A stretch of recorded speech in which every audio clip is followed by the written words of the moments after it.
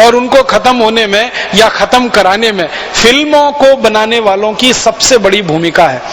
हमारे देश का जो लोक जीवन का संगीत है, लोक जीवन के जो गीत हैं, वो फिल्म वालों ने उनका बहुत नाश किया है। एक जमाना था जब 1960 के पहले 1970 के पहले की फिल्में बनती थी तो लोक जीवन के गीत और संगीत दोनों उनमें रहता था। अब 1980 के दशक के बाद की जो फिल्में बन रही हैं वो पूरी तरह विदेशी फिल्मों की नकल है। एक और बड़ी सांस्कृतिक गिरावट हमारे देश में आई है, वो हमारे गीत संगीत में। हमारा जो गीत संगीत है दुनिया में सबसे अद्भुत है। भारतीय संगीत और भारतीय गीतों के बारे में सारी दुनिया मानती है कि ये कुछ विशेष किस्म का यहाँ संगीत और कुछ विशेष किस्म के गीत यहाँ विकसित हुए हैं भारत में। लेकिन और उसके साथ नृत्य भी है। संगीत के 3 हिस्से हैं हमारे देश में, गायन है, वादन है, नृत्य है। तीनों ही विशेष हैं पूरी दुनिया में, और वो भी हमारी सभ्यता, हमारी संस्कृति, हमारी जलवायु, हमारे पर्यावरण, हमारे वातावरण आदि आदि को ध्यान में रखकर विकसित हुए। अगर आप भारतीय नृत्यों के बारे में बात करें तो पहाड़ के जो क्षेत्र हैं इस देश के, वहां पर होने वाले नृत्य और मैदान के जो क्षेत्र हैं वहां पर होने वाले नृत्यों में जमीन आसमान का अंतर आपको मिलेगा। एक उदाहरण से समझाता हूं। हम मणिपुर जाएं तो मणिपुरी नृत्य हम देखेंगे। मणिपुरी नृत्य में पद संचालन जो होता है, पांव का संचालन जो होता है, वो बहुत धीरे धीरे धीरे धीरे स्लो मूवमेंट में है। और हम अगर मैदान में आके कथक देखना शुरू करें तो पद संचालन उसमें बहुत तेज है, क्योंकि मैदानी इलाके में तेज पद संचालन पर नृत्य किया जाना बहुत आसान है, संभव है। पहाड़ी इलाकों में तेज पद संचालन पर न नृत्य हो सकता है, न उससे शरीर को संभाला जा सकता है। माने नृत्यों का विकास भी हमारे यहाँ हुआ है तो जलवायु और पूरे वातावरण की जरूरत के हिसाब से है।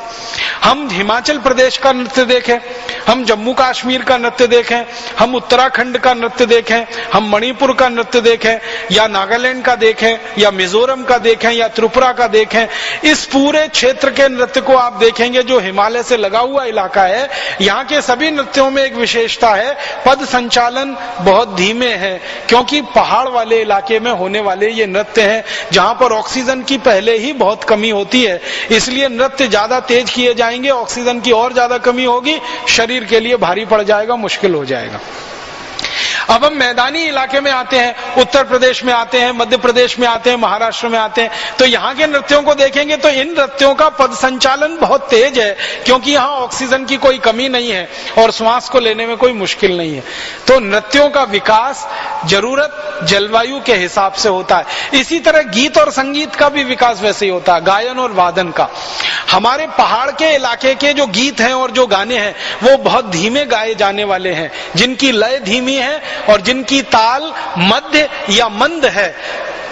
बाकी जो पहाड़ी इलाके से नीचे आप चले आएंगे मैदानी इलाके में, यहाँ के गीतों की गति बहुत तेज है, उनकी लय भी थोड़ी तेज है और उनका बाकी सब कुछ स्वर व्यंजना भी वैसी ही है।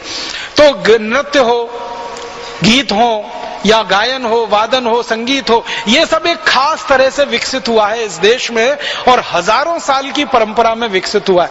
हमारे यहाँ जो संगीत है उसकी सबसे बड़ी विशेषता ये है, किसी भी बड़े कलाकार को मैंने जब पूछा आप गाते हैं तो क्यों गाते हैं, तो कहते हैं ईश्वर प्राप्ति के लिए। किसी को नाचते हुए देखा, आप कथक करते हैं, आप मणिपुरी करते हैं, आप भरतनाट्यम करते हैं, आप कुचिपुड़ी में जाते हैं, आप जो है किसी भी शैली का नृत्य कर रहे हैं, पूछो नृत्य करने वाले से क्यों कर रहे हैं, ईश्वर प्राप्ति के लिए। कोई गा रहा है ईश्वर प्राप्ति के लिए, कोई नाच रहा है ईश्वर प्राप्ति के लिए, कोई बजा रहा है ईश्वर प्राप्ति के लिए। बहुत बड़े संगीतकारों को जो वादन में इस देश में निपुण हैं, प्रवीण हैं, बांसुरी वादक हैं, वायलिन वादक हैं, सितार वादक हैं, सरोद वादक हैं, कई बार मैंने उनको पूछा तो वो एक ही उत्तर देते, ईश्वर प्राप्ति के लिए। मतलब गीत और संगीत हमारे यहाँ ईश्वर प्राप्ति का अभिन्न अंग है, भगवान को प्राप्त करने का अभिन्न अंग है, माने मोक्ष की तरफ ले जाने वाला सबसे अच्छा रास्ता माना जाता है। ये हमारे संगीत का आधार है। अब हमारे यहाँ पश्चिम का अंधानुकरण हुआ और पश्चिम के अंधानुकरण में, खासकर यूरोप और अमेरिका के अंधानुकरण में, हमारे गीत और संगीत की सारी हालत खराब हो गई। ना हमारा सुर बचा, ना लय बची है और ना ताल बचा है।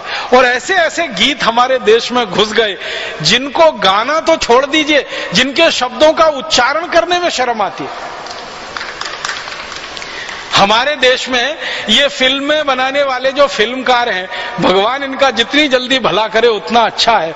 इन्होंने ऐसा सत्यानाश किया है भारतीय गीत संगीत और नृत्य का, पश्चिमी की धुनें चुराते हैं, अमेरिका और यूरोप के गानों की धुनें चुराते हैं और हिंदी शब्द देकर उनको गड़बड़ झाला बनाकर पेश कर देते हैं और एक ऐसा शब्द उसका इस्तेमाल करते हैं, ये फ्यूजन है।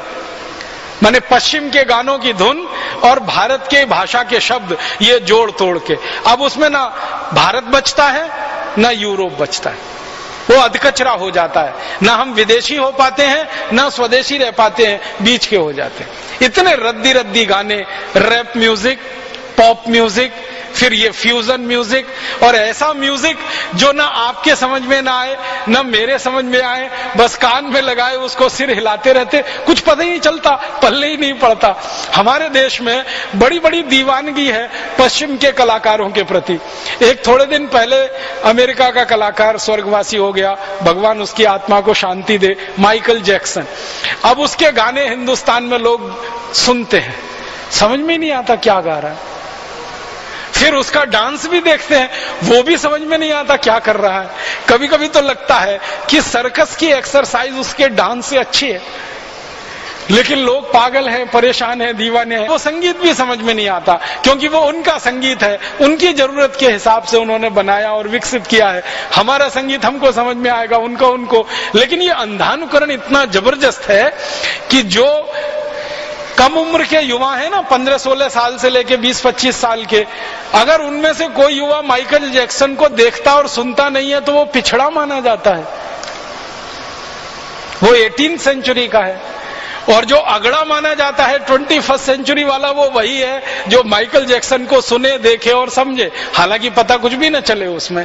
तो ऐसी मूर्खतापूर्ण चीजें हमने हमारे संगीत में कर डाली है, नाश मार दिया है। इतने सुंदर सुंदर गीत इस देश में बने हैं और बहुत सुंदर सुंदर गीत इस देश में चले हैं और बहुत सुंदर सुंदर गीत लोगों के जहन में उतरे हुए हैं, वो सब भूल गए हैं। पश्चिम से आए हुए, अमेरिका यूरोप की नकल किए हुए गीतों को हमने जबरदस्ती गाना और दूसरों को बताना, ये हमारे देश में शुरू हो गया। मुझे सबसे ज्यादा दुख और अफसोस इस बात पे होता है कि भारत में संगीत जो है ना, हर एक काम में है। जीवन के हम जितने काम करते हैं बिना संगीत के हम नहीं करते। हमारे घरों में बचपन से हमने देखा और उच्च स्तर तक हर जगह संगीत दिखाई देता है, हर काम में, क्योंकि हम किसी काम को बोरियत नहीं मानते। हमारे यहाँ कोई भी काम बोरियत भरा नहीं है, क्योंकि हर काम में संगीत जुड़ा हुआ है। बच्चे का जन्म हो तो एक खास तरह का गीत, खास तरह का संगीत गाया जाता है, बजाया जाता है, सभी जातियों में, सभी समूहों में। बच्चों का विवाह हो, युवा हो जाए तो खास तरह के गीत गाए जाते हैं, खास तरह का संगीत बजाया जाता है। फिर इसी तरह से जीवन के कोई भी काम हम करें, जैसे हम खेत में गेहूं बो रहे हैं, धान बो रहे हैं, मक्की डाल रहे हैं, बाजरी डाल रहे हैं, तो मैंने गांव में देखा है माताओं को खास तरह के गीत गाते हुए वो खेतों में बुआई का काम करती है और खास तरह के गीत गाते हुए कटाई की जाती है, खास तरह के गीत गाते हुए धान को घर में लाया जाता है, खास तरह के गीत गाते हुए उसको सहेजा जाता है, संवारा जाता है। माने हर काम हमारा गीत संगीत से जुड़ा हुआ है और खास तरह का, विशिष्ट तरह का है। पश्चिम में तो कुछ है नहीं ऐसा, यूरोप में तो कुछ ऐसा है नहीं, अमेरिका में तो कुछ ऐसा है नहीं। जीवन का हर काम संगीत के साथ किया जाए ये तो सवाल ही नहीं उठता, ये तो भारत में ही है।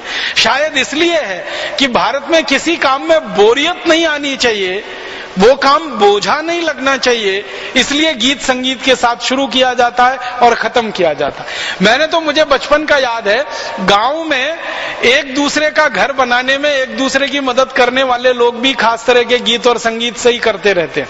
किसी के घर में छप्पर डालना है, किसी के घर का छप्पर उतारना है, किसी के घर में खपरेल डालनी है, किसी के घर की खपरेल बदलनी है, पूरा गांव इकट्ठा होता है, खास तरह के गीत गाए जाते हैं और ये सब काम होता चला जाता है।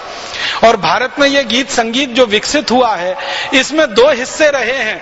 एक तो लोक व्यवहार में जिसको हम लोक धुनों वाले गीत कहते हैं, लोक धुनों वाला संगीत कहते हैं, और एक शास्त्रीय पक्ष का है संगीत और गीत। ये शास्त्रीय पक्ष के जो संगीत और गीत के हिस्से हैं, इनमें राग हैं, रागनियां हैं, सैकड़ों किस्म के राग हैं, सैकड़ों किस्म की रागनियां हैं, और लोग उनको समझते हैं, जानते हैं, सीखते हैं, सिखाते हैं, सालों साल उसमें जिंदगी लगा देते हैं। कई ऐसे भारत में संगीत के कलाकार रहे हैं, 40-40 साल, 50-50 साल सीखते रहे, और उनको पूछा जाता है कितना सीखा, कहते हैं बहुत थोड़ा सा सीखा, अभी बहुत सीखना बाकी है। माने संगीत का इतना विशाल महासागर जिस देश में रहा हो, सैकड़ों किस्म के राग, सैकड़ों किस्म की रागनियां, सैकड़ों किस्म की ताने, सैकड़ों किस्म की धुनें, या बल्कि कहें तो हजारों किस्म की धुनें, हजारों किस्म की ताने, हर स्थानीय जाति समूह की अपनी धुन। अगर आप किसी बांसुरी वादक अपने भाई से को पहाड़ी धुन सुनाओ तो बिल्कुल अलग है वो बांसुरी पर, और मैदानी धुन सुनाओ तो वो बिल्कुल अलग है बांसुरी पर। सितार पर उनको कहो कि पहाड़ी धुन सुनाओ तो अलग है, बांसुरी पर धुन सुनाओ तो बिल्कुल अलग है। तो जब पहाड़ी धुन अलग है, मैदानी धुन अलग है, और उन धुनों के नीचे वर्गीकरण इतने ज्यादा है, इतना विशेष किस्म का संगीत और गीत जिस देश में विकसित हुआ हो, वहां के लोग ले दे के वो माइकल जैक्सन पर नाचे गाए, या माइकल जैक्सन जैसा बीथोवन, जॉर्ज जैसे संगीत पे नाचे गाए जो ना समझ में आता है, ना उसका ए पता है, ना जेड पता है, ना का पता है, ना खा पता है, बस हो रहा है तो कुछ हाथ पैर ऊपर नीचे कर लेना है, किसी तरह शरीर को इधर उधर हिला लेना है, वहां हम जाकर फंस गए हैं। ये हमारे गीत संगीत का बहुत जबरदस्त सांस्कृतिक अधःपतन है। हमारे बच्चों को बचपन से शिक्षा में जो संगीत पहले शामिल होता रहा, गुरुकुलों की जो शिक्षा पद्धति इस देश में रही है, उसकी सबसे बड़ी विशेषता रही है कि गुरुकुलों में बच्चों को बचपन से पहली कक्षा में दो ही चीजें सिखाई जाती थी, गणित और संगीत। संगीत और गणित बच्चे इस देश में बचपन से सीखा करते थे, पहली कक्षा से। तो जब आप संगीत के साथ चीजें सीखेंगे तो आपको कोई चीज बोझल होने वाली नहीं है, तो जीवन में आनंद ही आनंद आपको मिले।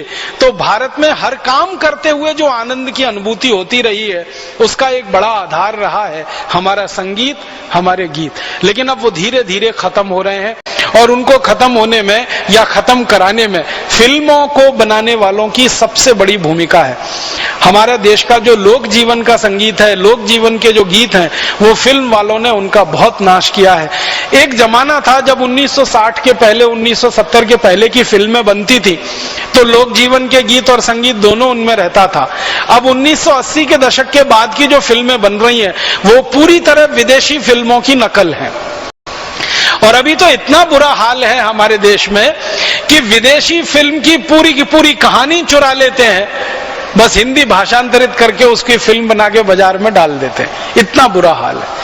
इस देश के जितने भी फिल्म निर्माता निर्देशक हैं, उनमें 2, 4, 6, 10 को छोड़ दिया जाए तो बाकी सब नकल करने में लगे हुए हैं। हॉलीवुड की फिल्मों की नकल करते हैं और मुंबई में उनको रिलीज करा लेते हैं। अमेरिका की फिल्मों की नकल करते हैं, यूरोप की फिल्मों की नकल करते हैं, पूरी स्टोरी, पूरा प्लॉट वहां से चुरा लेते हैं और हिंदी में या किसी भाषा में प्रस्तुत उसको कर देते हैं। बहुत ज्यादा अधःपतन है ये हमारी संस्कृति का।